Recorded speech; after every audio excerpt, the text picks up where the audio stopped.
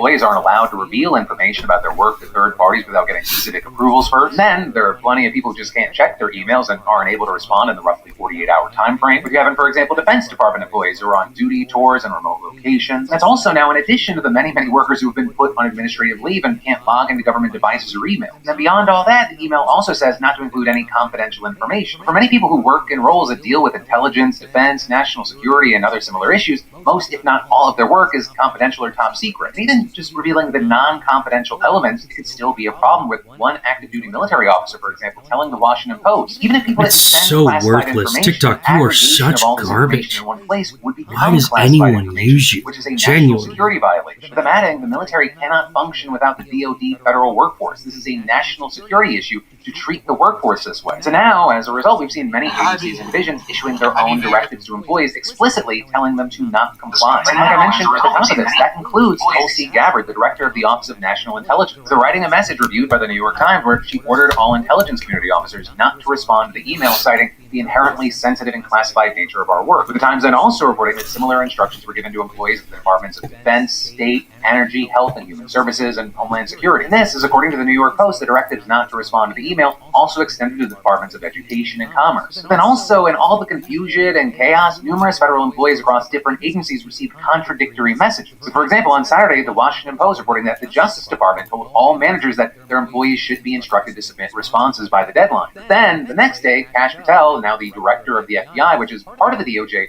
wrote a letter to all agency employees telling them to pause any responses and explain it. The FBI, through the Office of the Director, is in charge of all our review processes and will conduct reviews in accordance with FBI procedures. And this is Health and Human Services employees were also allegedly given one instruction and then told later to pause and wait for guidance. Workers at agencies under DHS, including the Secret Service and the Cybersecurity What to play as? Security Agency, they were instructed to Choices, decisions. I haven't played as the dog yet.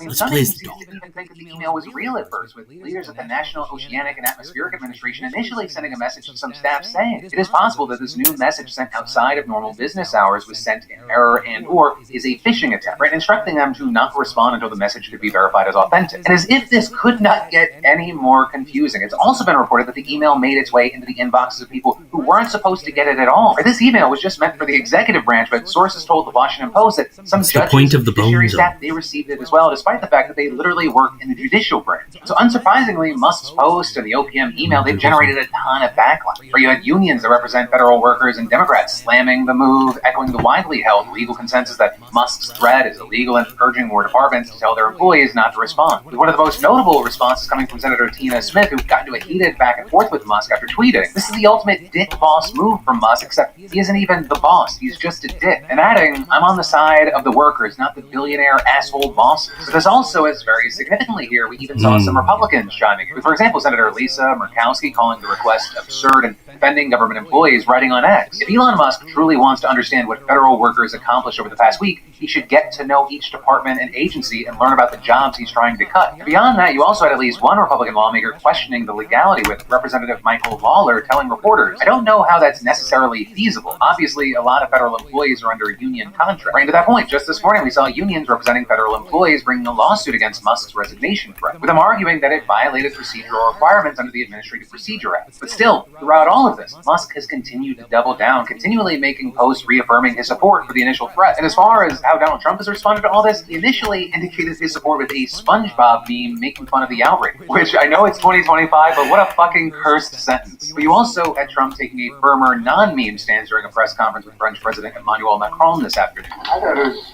great, because we have people that don't show up to work and nobody even knows if they work for the government. So by asking the question, "Tell us what you did this week," what he's doing is saying, "Are you actually working?" Okay, I can summon trains. Good to know. Can I summon another train? I can summon another train. Look at me go summoning a train. I think it was actually, there was a lot of genius in sending it. We're trying to find out if people are working. And so we're sending a letter to people, "Please tell us what you did last week." if people don't respond, it's very possible that He understands so little. person or they're not working. There, you had a reporter following up by noting that some agencies instructed their employees not to respond despite Musk's threat, asking Trump whether he has concerns about the disconnect. But then Trump responding by falsely claiming that only agencies concerned with confidential matters of security had taken those steps, and added, And they don't mean that in any way combatively with Elon. They're just saying there are some people that you don't want to really have them tell you what they're working on last week. But other than that, I think everyone thought it was a pretty ingenious idea. So yeah, that is ultimately where we are for now, but we're also going to have to wait to see how this plays out with the lawsuit. Also, whether actions will actually be taken against people who don't respond. And of course, like with all the news we cover, in the meantime, I'd love to know your thoughts in those comments down below. Then, next up, in huge legal and entertainment news, Blake Lively is now accusing The Hollywood Reporter of sexism in the midst of the ongoing legal battle between her and it ends with his co-star and director, Justin Baldoni. And this stemming from a cover that the outlet recently published about the ongoing legal battle. No more snackage. This is a very deep rabbit hole of a story. So I'm going to give you kind of the quickest of TLDRs on it, but understand it is a surface level kind of normie breakdown. Because in December, Blake filed a complaint accusing Justin of conducting a public smear campaign against her after she reported alleged inappropriate behavior and sexual harassment on the set of the film. That complaint ended up being the precursor to a lawsuit that she filed just about 2 weeks later, and Justin then countersued both Blake and her husband Ryan Reynolds for $400 million, accusing them of defamation, extortion, and alleging that they tried to gain creative control over the film that he was directing. Justin then also suing the New York Times as the outlet broke the story about Blake's initial complaint. And there's just been an avalanche of updates on their claims since, tons of comments from both parties, and there are people in either camp, right? Team Blake or Team Justin. But then everything leading to The Hollywood Reporter just running a cover story about it with artwork depicting Blake coming at Justin from behind with a slingshot, aiming what appears to be his cell phone at. With that, then getting the outlet a ton of backlash from people who felt that the image trivialized Blake's accusations of sexual harassment, with some writing things like, weird-ass cover to make about a case that literally involves a man sexually harassing a woman in the workplace. The way this cover seems to imply Blake is attacking Justin, disgusting. As well as less than 10 years ago, the Hollywood trades were regularly exposing decades of sexual abuse in all areas of the industry, and now they print AI-generated covers mocking even very powerful, famous, and wealthy victims of sexual harassment. Though there, while it is not the main thing that matters here, it is worth noting that while several posts accuse The Hollywood Reporter of using AI to make the cover, artists behind it denied using AI. But regarding the main aspect of this news, the biggest name to condemn the cover was Blake herself, because over the weekend, a spokesperson for her told E! News, The Hollywood Reporter should be ashamed of itself, saying the framing in this picture is outrageously insulting as it plays into every sexist trope about women who dare file a workplace complaint, turning them into the aggressor and suggesting they deserve the retaliation that comes their way. And as far as what is actually in the article itself, it ends up spending most of the time questioning if this rift has less to do with gender equity and power dynamics and actually stems from a religious clash. With it diving into Justin's belief in the Baha'i religion, noting that many higher-ups at his Wayfarer production company are part of the same faith, with them also reporting that they bring their faith into industry meetings and claiming that they made their religion very present on set as well. The story at the end then questioning if both Blake and Justin could be right in their individual fights and perspectives on the situation. Right in there, Blake's rep said that it was offensive to suggest that Blake's complaints merely stemmed from cultural misunderstanding. But then also with this, I want to note that while people on Blake's side saw the cover story as an attack on her, then also had some people on Justin's side seeing it the other way, viewing it as a religious hit piece or at least a general attempt to boost Blake's image. But we also saw some on Justin's side applauding the cover, seeing it as a Hollywood institution turning on a Hollywood power couple. So I will say, none of this is surprising, because like with every single update that we've seen with the story, there are just tons of different takes from both sides, depending on where you go on the internet. Or with both teams generally viewing each headline as their side being maliciously and unfairly attacked, or as proof that their side has been right the whole time. But it really seeming like people are pretty firmly on one side or the other, right? Again, Team Justin or Team Blake. And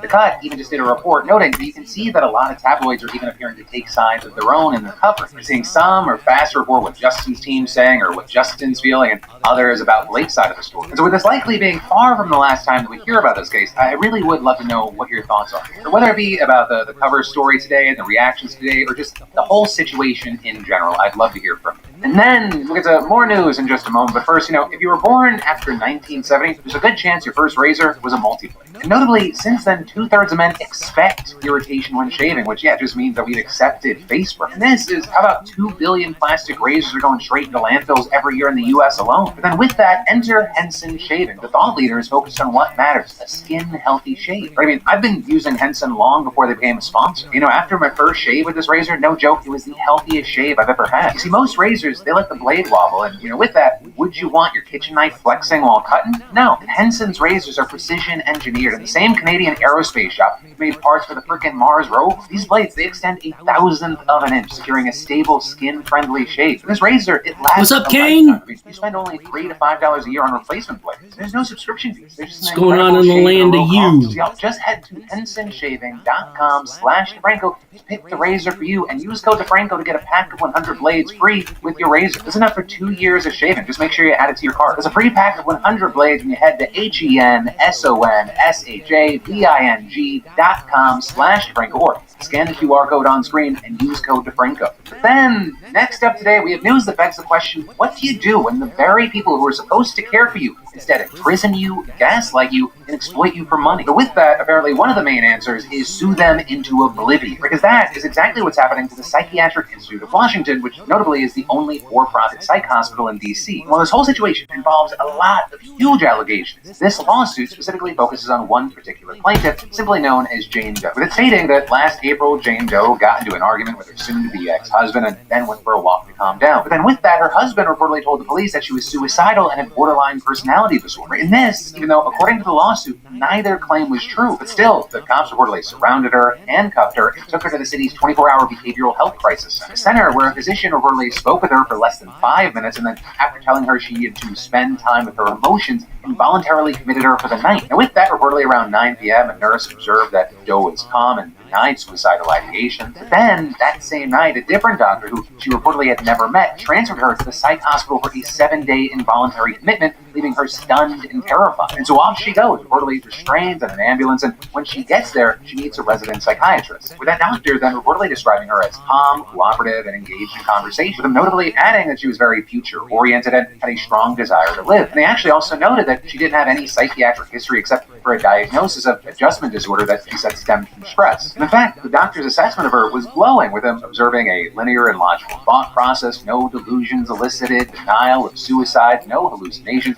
alert and oriented to person, place, and situation, above average intelligence, good judgment, and good awareness. So that doctor, they reportedly lacked the authority to discharge her, and the hospital just kept Doe committed, with them despite that previous assessment determining that she had a severe disturbance of affect, behavior, thought process, or judgment. So that day and the next, the suit alleges that she received no therapeutic treatment whatsoever, not that she would have needed it if her account is true. Also, on the note of trying to get some help, Doe said that she actually asked to call an attorney, but was told that her unit didn't have a working telephone. But then later, a doctor reportedly writing a progress note that claimed that she was disheveled, paranoid delusions, had impaired short-term memory, and showed poor judgment due to non-compliance with treatment, as well as poor insight based on unawareness of the extent of her illness. But then, just as kind of the cherry on top, saying that there was currently suicidal, homicidal ideation with intent, realistic plan, and/or available means. But then, on her 4th day there, the lawsuit says that Doe used her own ingenuity in effort to obtain access to a hospital worker's phone and make an unsanctioned call to a public defender, with the judge almost immediately ordering the hospital to end her commitment. Meanwhile, that same doctor who reported all those symptoms just a day earlier now reported that the suicidal ideation had completely disappeared, according to the suit, with the lawsuit also alleging that that doctor falsified the time on the report to make it look like it was written before the judge's order. But then, as a final goodbye, the hospital reportedly writing a discharge summary that Doe was offered therapy, daily treatment meetings, exercise, and healthy food, as well as outdoor access. Notably, the lawsuit disputes all of that, saying that she got 0 time outdoors, had broken sinks, was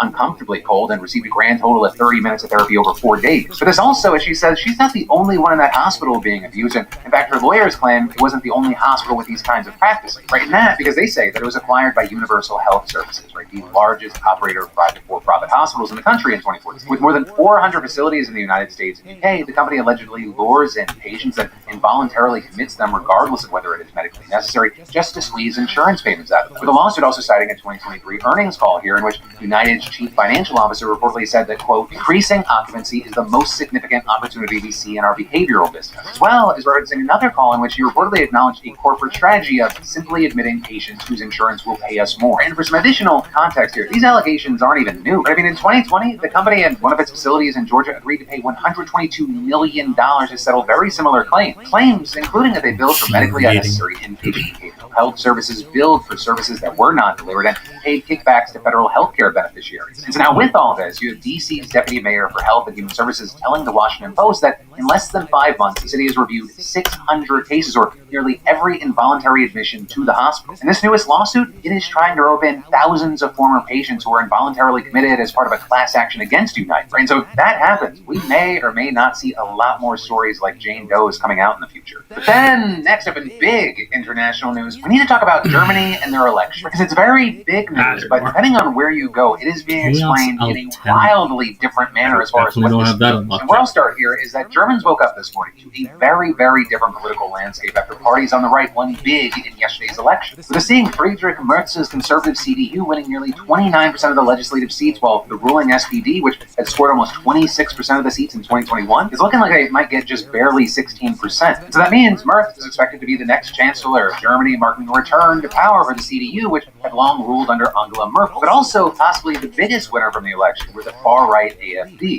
2021 elections, they got just under 13%, and they even lost throughout the eastern part of the country, where they're the most popular to the left-wing SPD. This time, they scored an outstanding 20.8%, making them the second biggest party in the legislature, and it is the single biggest win for a far-right German party since the Nazis. So their rise, it doesn't come as a complete shock, as they've had success in local state elections recently. Or like last September, when they became the first far-right party to win control of a German state since the war. So with all that, if you're an outsider looking in, you might go, oh, okay, 2 parties on the right winning big, it seems like an easy coalition. Not really, or exactly right. The CDU is far more centrist than the AfD, and CDU leaders promised that they would not form a coalition with the AfD. With Merz instead saying, we have received a clear governing mandate. We accept looking at the Bundestag seat distribution. We are in a position to form a black-red coalition, and that is precisely what we intend to do. Right in the black-red reference there, those are the colors the CDU and SPD use, which is a centrist coalition that ruled for a long time under Merkel. For the people looking at this going, well, isn't the right the right? It doesn't really touch on why the CDU is so anti-AfD. But to see that, you need to understand just how fundamentally they differ on key issues like immigration. For the AfD, they're well known for being extremely anti-immigrant, and in particular, anti-Muslim. The CDU, they actually have a much more optimistic view of immigration and diversity within Germany. So there, nothing's really locked in stone, right? Even the CDU has started to get more hardline on immigration to the point that it broke a promise to never work with the AfD to work on an anti-asylum bill. Also, another massive difference are their views on the economy. Right? If it was the AfD's choice, there'd be no government regulation and little taxes, whereas the CDU has a more traditional right-wing view of the economy that sees some regulation. And it's also important to note that the CDU is more pro-EU, where the AfD wants to leave. And then on social issues, it's kind of much the same. The CDU doesn't want to change pro-LGBTQ legislation, while the AfD wants traditional gender roles and restrictions on LGBTQ plus rights. And in hearing all this, if it sounds like the AfD sounds a lot like the turn the Republican Party has made under President Donald Trump, it's because they're big fans. With one AfD leader even saying that Trump and Vance and Musk and others in the Trump team stand for a fight against wokeism and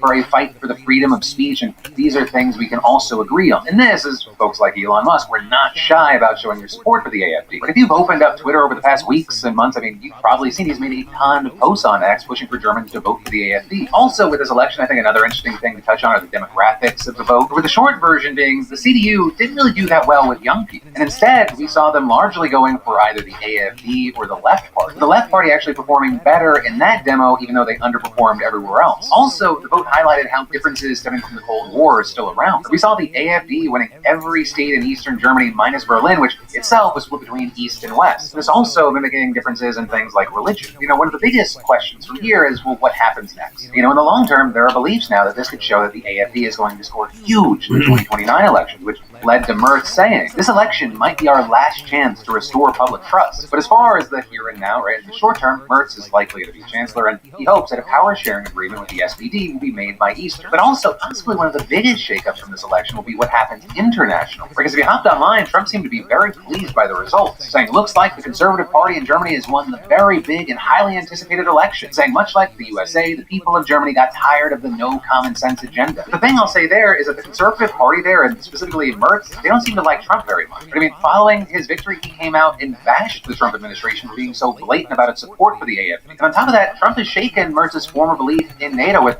the likely chancellor pushing for independent European defense capabilities. That feeling that there needs to be a stronger EU was probably reinforced this weekend after Trump and Musk spent it bashing Ukraine, claimed that it started the war and that Zelensky was a dictator, something that Germany disagrees with, so much so that they're looking to increase their support for Ukraine, which requires more weapons manufacturing capabilities. And so all of this has led some to claim that between Germany's push for a strong EU and Trump's anti-NATO rhetoric, we might be seeing the end of the post-war world. But then, finally today, let's talk about your comments on the last show in some commentary. Right in there, you all kind of focused on two different things, Luigi Mangione and Donald Trump, and kind of in connection to that, Bernie Sanders. But some of y'all just saying things like, a huge thank you for providing accurate, unbiased Luigi Mangione coverage, saying thank you for discussing the charges as things he's accused of instead of talking about him as if he's already been found guilty. Thank you for providing context and updates without any of the reactionary BS and condescending scolding that so many media outlets do. It's unfortunately extremely rare to see coverage of this case that respects his right to the presumption of innocence in a fair trial. Right, with that, let me say something. It's kind of two things, but it's all kind of the one thing. I cannot control how people perceive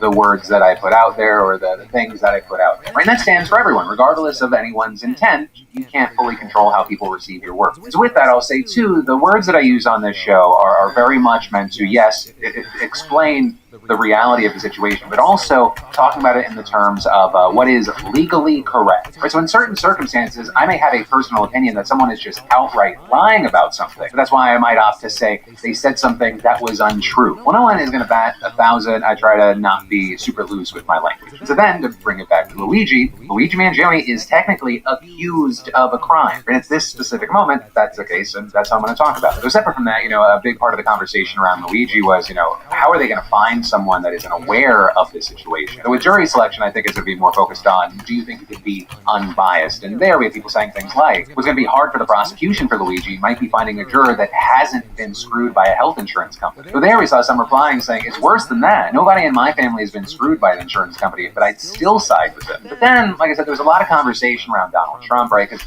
he had just done the King Instagram post, and he called Zelensky a dictator. The top comment on the video reading, having your president even jokingly say, long live the king, should not be taken kindly in the U.S. So of course, that wasn't without some pushback, but some replying, the king of trolls making Dems crazy is hilarious. Which touches on the classic back and forth we see all over social media. One side saying, when he says it, believe him. He starts by joking and then he does. Whereas many of his supporters argue, no, he's just trolling to make people crazy. So there, as we saw at CPAC, there is a growing number of people that literally want him to run for a third term. So moving on to the Russia-Ukraine of it all, you had some saying, Bernie Sanders just loudly called out everything around Russia and Ukraine on the Senate floor in a way I very much hope gets heard by many on both sides of the aisle. Which I will say, I think Democrats would be smart to look to Bernie Sanders and go like, oh, maybe that is a potentially winning strategy. He's out there speaking, talking to real people that feel fucked by this administration, but really trying to grab onto some of the energy there. Meanwhile, a lot of congressional Dems are just polling horrifically. Or a lot of their own supporters what think you they're link to something? What do you link to manner. again? Now there, we've seen the likes of Hakeem Jeffries saying, I can't swing You are every the pitch that's coming our way. There's too many things happening. We have to,